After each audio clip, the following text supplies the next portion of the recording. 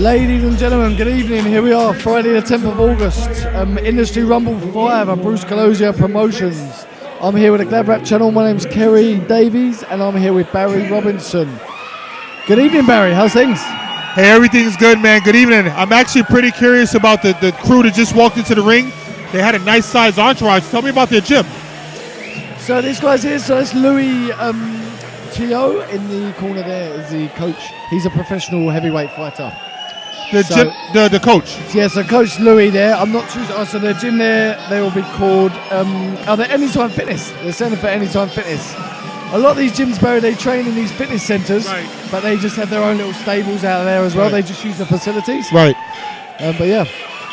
So we've got fight number 14 with Trent Iuli and Caleb Misipeka. Looks like these guys are down to fight. Let me tell you, this coach here in the blue corner, this is a busy man. How many fighters does he have? I think that's the Glozier gym, yeah. So they're the home fighters. Now, where's the Glozier gym located at in New Zealand? The Glozier, they're down in Manukau. Manukau is South Auckland. South Auckland, okay. Yeah.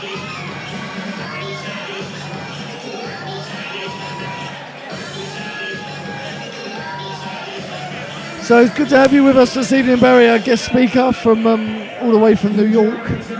So, Barry, tell us about your story and your Instagram page and basically what it is you do. Oh man, I've actually taken my Instagram page down a few times. If you Google my name, people talk about that. I have a love-hate relationship with the internet. Okay, yep. And my story is pretty much, I just really love boxing. It's the one thing that keeps me alive. It's my religion. It's my church. Nice. It's the only time I'm happy purely. So yeah, that's why I'm involved in sports. So that's when brilliant. When you think sports and you think me, just think a guy that really loves it and loses sleep and personal life to be a part of it. So, what about you? Awesome. Oh, same.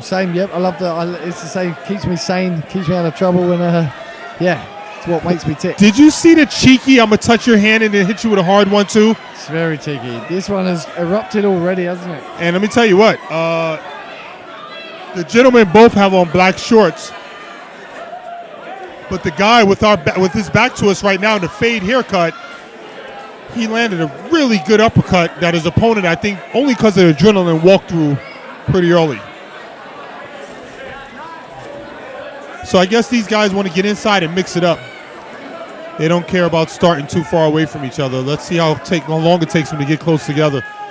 Yeah, let's see if one of them imposes their jab and tries to keep a bit of range. So far, like you say, they're very in close proximities. Yeah, I think they want to fight on the outside and take their time, but I think it might be against their nature. Yeah. Here we go. Oh, love to see them punching out of the clinch. Off the break. Sure is. That's why it's always better to let the referee separate you on the break. Don't make the break yourself, because if you make separation and you're at the wrong range, you get clipped like right there. Something I learned in the pros, Barry, a lot of the time is fighting out the break or fighting in the break and stuff, because in the amateurs, you also used to think a clinch or break was a rest. Right. Every time you clinch, you're it's a rest. In this position where and you come away and you're in your comfort zone. You get broken up. Whereas in the pros, there's no breathing space. You get held. You're getting punched. You're getting pushed down. And then when you get broken up by the referee, you're getting punched again. So fighting out the clinch as such is definitely something that guys should work on. I'm gonna go. That was a difficult first round for both guys trying to figure each other out. But what that let me know, if you guys are new to watching boxing at home, is that you have an even matchup. Yeah, very even matchup. It's a hard one to call that first round. Not a lot in it. It'd be nice to see one of them establish their range, start getting some clean punches off. It's always a little bit harder when you stand in front of a guy that's as equally skilled as you are to get going. So we'll see in the second round who can find a particular opening and what kind of adjustments the coaches are making now to see who can establish some type of offense and take a lead in this fight on the judges' scorecard. Yeah.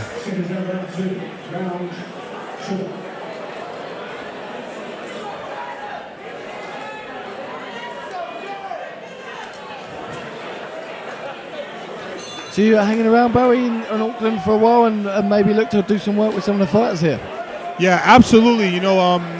It's funny because England and New Zealand right now are the places to be for boxing. I have to be honest with you. England and New Zealand. England and New Zealand right now are the places to be for boxing. A lot of that sure. would have to do with Josie Parker, would it not? Yeah, it has to do with Joseph Parker and just also the amount of talent. I mean, you see the size of the kids here. Yeah. It's not like they're all going to rugby or American football. So you know that those are guys you get down to the gym and possibly train and develop some world champions. Lots of diamonds in the rough as such. Yeah. Whereas in America, you have so many sports that guys could go to, basketball, football, and they're getting paid so much more money right away. So I think, places like England and New Zealand, for the big guys and guys that have some skill that can't play soccer or rugby, they definitely have a chance to box because of the culture of both countries. And I think right now New Zealand boxing is an easier gateway to the world scene. You just hit the nail on the head. There's less people, there's less competition. Like we were saying before, in America you might have to beat 1,000 kids to even be recognised. Right. Whereas here you're the best out of 10 professionals in your division, and straight away you get a big title shot. Well, it's to the point now, Kerry, that most Americans, to develop their record, they're going down in New Mexico, paying $1,000 for a fight, choosing their opponent, and that's how you're building up your record nowadays. We had a guy come over here, the Beast, James Wilson. Right. Yeah. But the short guy that kind of they're trying to make like Tyson, but he just started fighting. I saw. I saw. Did he come from kickboxing or maybe MMA or something? Locked up or something. I don't know. So James the Beast Wilson, but he did exactly that, and he did well. He came over here, got 5 wins or 3 wins or something under his belt, and he's quite marketable because he's got that whole Tyson thing going on. But I love the guy and I wish him well, but let me tell you, brother, he's not making it. Get out of the heavyweight division. It's not for guys that are 5'11".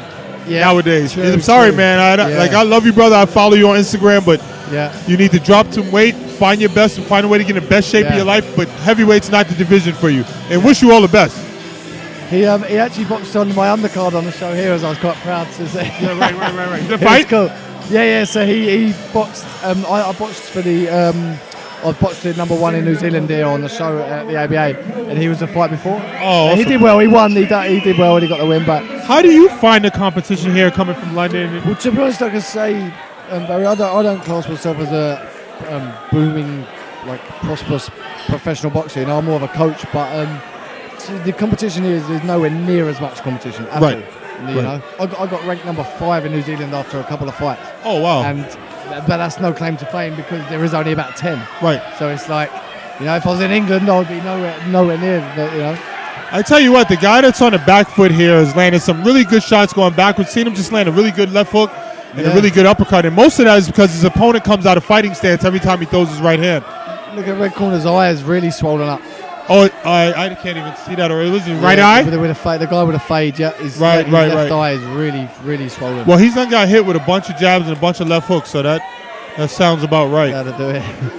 There he is, can you see there? As he pulled away now. Yeah, and he's blowing his nose real hard, so that's going to swell up a lot. Yeah, another jab, another stiff jab.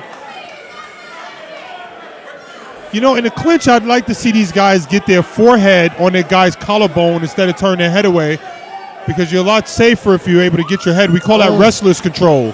Okay. Something I've been looking at with a clinch, something I've seen and actually been happening in one of my fights a lot is when they dig their chin into the back of your back. It's like they push your head down. All that physical stuff. Chin into back, yeah. Or like when an old school guy puts his his head in your collarbone and then circles under your chin with his forehead very physically. It's not nice. Yeah, that's it. All those old pro tricks. Old Vasco, you know very well. He very physical. He loves the dirty tricks, and we'll call it very physical. You can call him dirty, but it's part of the game. It's well, let's be honest. In a professional boxing, you can't complain. It's not dirty. It's just part of the game. It's good tactic. If you get away with it and until the ref says no, it's a fight. Yeah, like exactly just what happened to Josie Parker with Dylan White. He got pushed over the ropes. I'm glad we're talking about that right now, because you know what? The thing that I was upset with Joseph Parker saying that was like, you don't shake this man's hand after he's putting his head into you and being physical. You don't apologize. You don't shake his hand. In fact, you hit him low. You do it again. You get 2 warnings before you get a point, and you let this man know that we're friends, and shake his hand after the round, but not during the fight. Do you know one of the best things, what sums up for me, and I thought is one of the best things I've ever seen, a lot of controversy. So Mayweather versus Victor Ortiz. There you have it. For me, that is you know, he's roughing you up. He knows it's the only way is to make it dirty, to rough you up, disrupt your boxing skills, okay?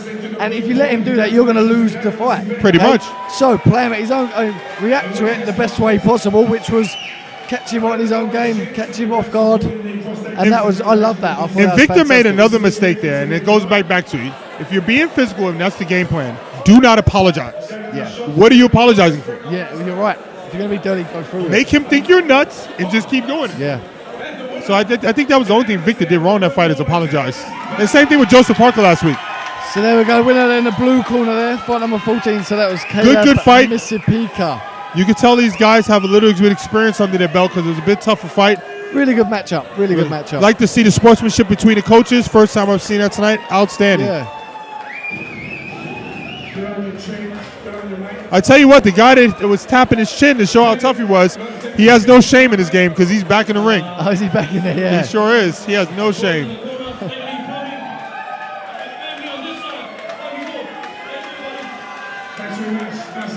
I remember my first loss, I got knocked out. I didn't go outside for like 3 months. I tell you, I shit you not. But I got like a world star knockout. I got like really.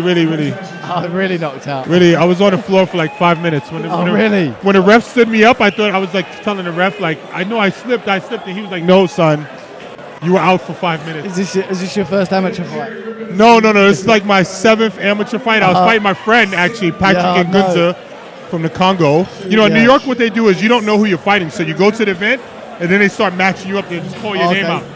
And so my girlfriend was there. She was screaming, "Kick his ass!" And I'm looking at my friend Patrick, who was like 260. We're here with the winner. How's it going? We don't know how this can go. Feels really good to be here. Thanks for everyone for coming. Don't know what else to say, but it was good, eh? Yeah. How was training leading into this? Training was pretty hard. The last week was pretty intense, but now we got through with the win, so that's a good thing. But it's a good cause, so good on everyone for coming out. Yeah, it's a big honour fighting for prostate cancer. How do you feel from fighting for a great cause? It feels way better, just fighting from the heart. Other people out there, but I don't know what else to say. But thanks for everyone coming out. What's next for you? What's next? KFC probably, eh? Have a beer. have a beer, eh? But thanks for the family coming out. Whoever's listening, Staley Plumbing, family, love you all. Congratulations on the win. Thanks, brother.